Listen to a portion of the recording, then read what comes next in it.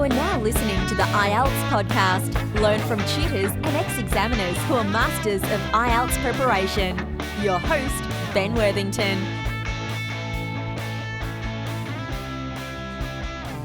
Advanced IELTS Speaking Techniques, Part 2 of 2. This is the second tutorial in a two-part series. The first one was how to add emphatic structure. In this one, we're going to focus more on inversion. Now, my colleague, Helen, she did a wonderful tutorial about this, and it was really popular. And I think the reason it was really popular is because it was incredibly valuable and practical and quite straightforward and easy to implement.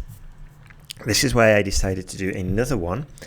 And in this one, we're going to look at the rules and we're going to look at the structure, and we're going to make it very IELTS specific. Now, this structure will have a significant impact on your IELTS speaking score. And what we're going to look at is inversions, as I said before.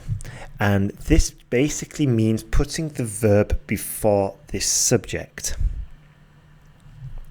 We can do this when we want to show surprise, or when we want to show that something is quite unusual or it's quite striking. For example, I could say, I've never been so tired. I could also say, never have I been so tired. The second sentence puts the stress on the never, and it has a much stronger effect than the first one. And we mostly use this structure of inversion with negative adverbs and adverbial phrases. These include never, hardly, rarely, seldom, only then, and it wasn't until, in this way, nowhere, in no way, and on no account, and no sooner than. So don't worry, I'll give you some more examples of these later on. With the inverted sentence, we put the adverb at the start, and this emphasizes it. And then we change the place of the subject and the verb to be. So the normal version would be, she is rarely so rude. Now the inverted structure, rarely is she so rude. You see, the first example is that's how we speak normally. But we want to show a little bit more emphasis, and we want to show the examiner that we know how to invert sentences. We want to show them more grammar structures, and that's why it begins with the adverbial phrase. By the way, while we're on this subject, the similar rule applies for writing.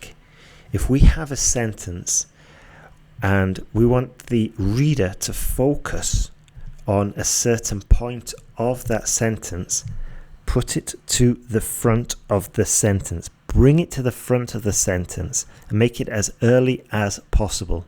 Don't hide it in the middle or at the end of the sentence. Bring it right to the front and reorganize it accordingly. Right, let's get back to the examples. Sorry. First one, you are to go there on no account. Inverted version. On no account are you to go there.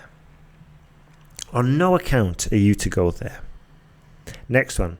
I have never tasted such good food. Inverted version. Never have I tasted such good food. You see, it's much more emphatic, and it just shows a richer range if you start incorporating these in your speaking test. In a few minutes, we'll jump into how we can use these in part 1, part 2, and part 3. Again, with real-world practical examples, or IELTS examples. Now, when we do this with the present simple and the past simple verbs, you will need to add the auxiliary. You'll need to add do or does, or did plus the infinitive. Also with the modals, The modal verbs, should, could, would, we add modal plus the verb to be. Let's do it. We seldom see such things. Inverted version, seldom do we see such things. Next one, I hardly got to sleep. Hardly did I get to sleep. Next one, he could never be called clever. Never could he be called clever. You see? Now we'll do the ones with the auxiliary verb. And this changes place with the subject, but the verb remains the same. I had only called them once. I had only then called him. Inverted version, only then had I called him. Normal version, I will in no way be going. Inverted, in no way will I be going. So let's have a look at how we can do this for part 1. So in part 1, you'll most certainly be asked about your likes, dislikes, your opinions, and a typical question would be, what kind of music do you like? Well, we could say, what I really enjoy the most is rock. No sooner do I start listening to it than I feel excited, I get goosebumps or whatever. So not only did we do the emphatic structure that we looked at previously, but we also did that no sooner do I start listening to it. And that's the inversion. And it really is about adding more information here and just building and developing your answer. Let's have a look at inversion for IELTS Speaking Part 2. Describe a piece of art you like. You should say what the work is, when you first saw it, what you know about it, and explain why you like it. Let's have a look. The piece of work I like the most is Sunflowers by Vincent van Gogh. I first saw it when I went to the Van Gogh Museum in Amsterdam, and no sooner had I seen it than I fell in love with it. Only when I arrived in Amsterdam did I learn the full story of Van Gogh's real life. Rarely had I seen anything as striking and distinctive. What I love about it is the colour. So not only did we use the emphatic structure that we looked at previously, we also used the inversion. No sooner had I seen it than I fell in love with it. And in the second instance, rarely had I seen anything as striking and distinctive. Moving on, inversion for speaking in part 3 of the test. Question: how has art changed in the last few decades in your country? Well, the thing that has most changed in the last few decades is the rise of graffiti as an art form. In the past, seldom did we see urban art in the museums or auction houses. So we've used that inversion again at the end. Seldom did we see urban art in the museums or auction houses. Now, the structures will most certainly help you not only improve your general English, because it's going to add some more variety, but it will also help you with your IELTS speaking exam. So I would recommend we learn those phrases, recommend you practice doing some inversion exercises, maybe writing a few normal sentences down and then transforming them into inversion sentences.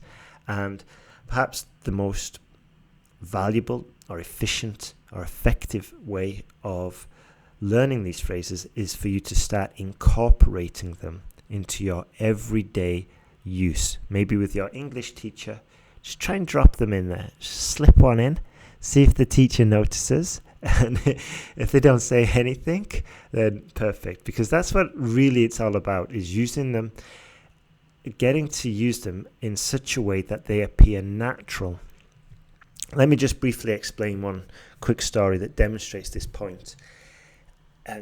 In Budapest a couple of years ago, I was speaking with an Israeli friend, and they're just chatting away, and it turns out that he knows how to speak Spanish. So I switched the conversation to Spanish just to test, not to test, but just out of curiosity to see how good he was. And turns out he was really good. He had a South American or Colombian accent, and interestingly, I have a normal European Spanish accent. So anyway,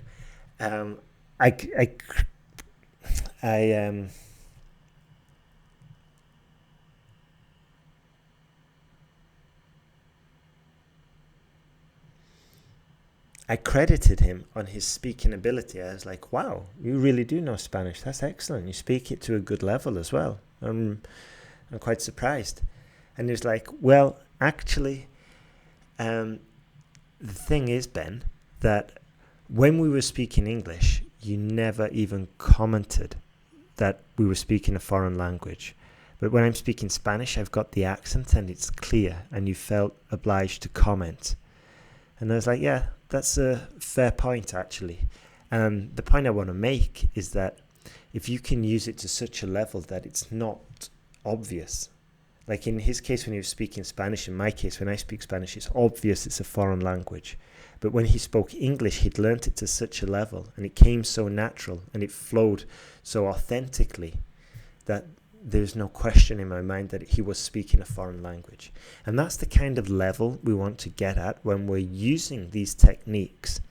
Otherwise, they can sound forced. Let's just review the list again. We can use these with never, hardly, rarely, seldom, only then, it wasn't until, nowhere, in no way, on no account, and no sooner than. So I think these would be definitely useful when you've got a little bit of time to prepare them. So the examiner might ask you about your favorite teacher. You could talk about your favorite teacher, and then maybe in an anecdote, for example, my favorite teacher is called Mr. Sykes. He used to teach us economics. He was a very delightful, generous, pleasing, and entertaining teacher. And I remember one day that he came into the classroom at just the wrong moment, because no sooner had I started imitating my best friend's dance move, the teacher entered and he saw me dancing like a clown. And in that moment, I had to turn around, I had to apologize, and I think it really changed his opinion of me since that day. Okay, by the way, that was just a completely ridiculous made-up example. I've never danced in my economics class. Even though we were there at high school, I think we were like 14 or 15 years old, but I never danced in the class. But I needed a quick example. So yeah, we can really, but in part two, what I'm saying is, in part two, we've got time to set it up, to set up the story, and then we can use it, and it doesn't sound as forced. It almost sounds natural. So just bear that in mind when you are preparing for the exam and when you are learning these inversion structures. That's everything from me today, except if you know anybody who is struggling with their IELTS exam, please send them my way, or send them a link from IELTSPodcast.com, or introduce them to the podcast, and we would be more than happy to help them, and you're probably going to help them pass the exam as well. So, if you've got any friends, tell them about the podcast. That'd be fantastic. Also, if you're having some issues, you can sign up at IELTSPodcast.com and get a PDF full of IELTS materials. Just sign up on the email list. And the final thing is that if you are struggling with the course, come over to IELTSPodcast.com, have a look at the Jump to Band 7 or its free online IELTS course. We're having some terrific results with the course at the moment. And remember, you're not alone in this. We're here. We can give you feedback on your essays. We can guide you. We can answer your questions. And yeah, so chin up, which I hope you know by now what that means. And have a great day. Keep on studying and you will get there. All the best.